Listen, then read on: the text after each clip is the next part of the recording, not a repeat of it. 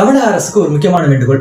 ரீசெண்டாக நடந்த தமிழா அப்படின்ற ஒரு நிகழ்ச்சியில ஆட்டிசம் மற்றும் பெற்றோர்கள் அப்படின்ற தலைப்பில் மனநல பாதிக்கப்பட்ட குழந்தைகளுக்காக ஒரு நிகழ்வு நடைபெற்றுச்சு. இதன் மூலமா தமிழக அரசுக்கு நான் 4 விதமான கோரிக்கைகளை வைக்க விரும்புகிறேன்.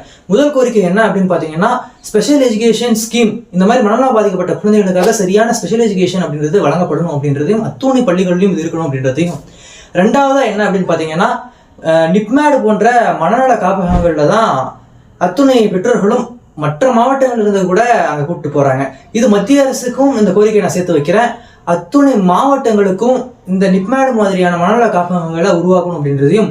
மூன்றாவது கோரிக்கைகள், இது மாதிரி இருக்கக்கூடிய குழந்தைகளுக்கு யாரும் வீடு தரதில்லை, அதனால அவர்களுக்கு சரியான இருப்பிட வசதியும் அவர்களுக்கு சரியான இல்லை விடுதியோ அமைச்சு தரது தமிழக அரசுக்கு நான் வேண்டிக் கொள்கிறேன். நான்காவது முக்கியமான கோரிக்கை என்ன அப்படின்னு பார்த்தீங்கன்னா, இப்போ இருக்கக்கூடிய மக்களுக்கு மனநலம் பற்றிய ஒரு சரியான விழிப்புணர்வு இல்லை அப்படின்றது தோணுது. அதனால அத்துணை மக்கள்கிட்டையும் மனநலம் சம்பந்தப்பட்ட விழிப்புணர்வு ஏற்படுத்தணும் அப்படின்றதையும் நான் அரசுக்கிட்ட வலியுறுத்த விரும்புகிறேன்.